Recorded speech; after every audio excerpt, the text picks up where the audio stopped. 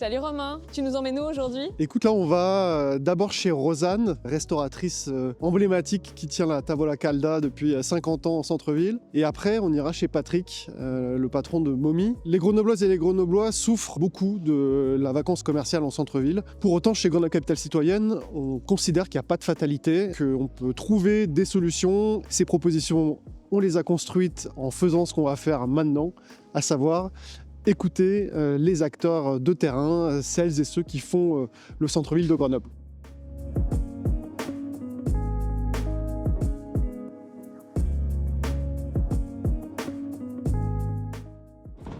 Ciao Rosanne. Ciao Romano, come va? Tutto bene. È un piacere di vederti. C'est sempre bello venire qua. Ça fait 51 ans que tu fais ça. C'est quoi, cos'è la ricetta del tuo successo? Ah, la ricetta. Eh ben, c'est d'abord faire plaisir aux autres, aimer ce que l'on fait, ça c'est évident, parce qu'on passe pas 15 heures par jour sans avoir une certaine vocation et un certain plaisir. Pour toi, comment est-ce qu'on fait? Comment est-ce qu'on continue?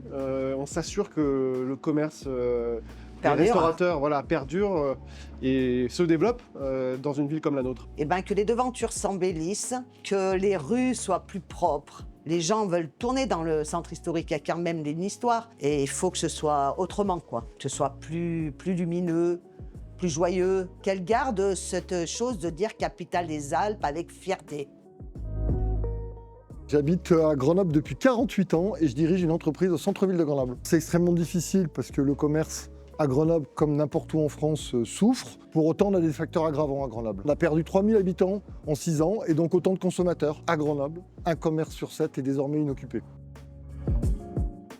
Patrick, est-ce que tu peux te présenter en quelques mots, s'il te plaît? Je m'appelle Patrick Corbet, je gère les librairies Momi à Grenoble et dans d'autres endroits de France, et je suis grenoblois. Du coup, c'est quoi le rôle d'un commerce culturel dans une ville comme Grenoble? Alors le rôle, c'est de créer une animation à travers des dédicaces, mais surtout d'avoir un côté super pro, de connaissance des BD et tout ça, pour pouvoir conseiller au mieux les clients. Si tu pouvais exprimer un souhait pour les 5 prochaines années, quel serait-il? Que la ville soit beaucoup plus accessible, au moins en communication, pour essayer de rendre cette ville attractive au niveau de ses commerces.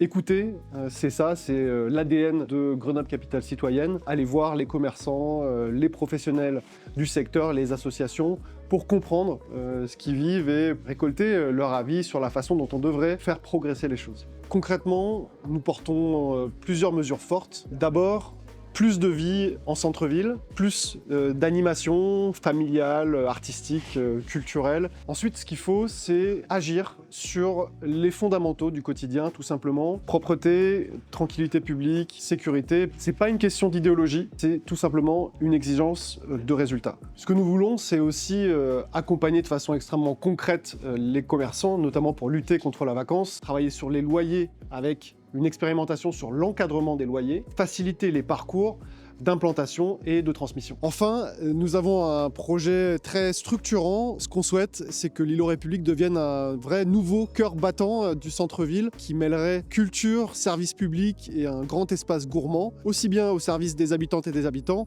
que de tous les visiteurs qui viendraient découvrir Grenoble. Notre conviction, elle est extrêmement simple. Pour avoir des commerces dynamiques, il faut une ville désirable. En 2026, ouvrons ensemble la voie à une ville vivante et attractive.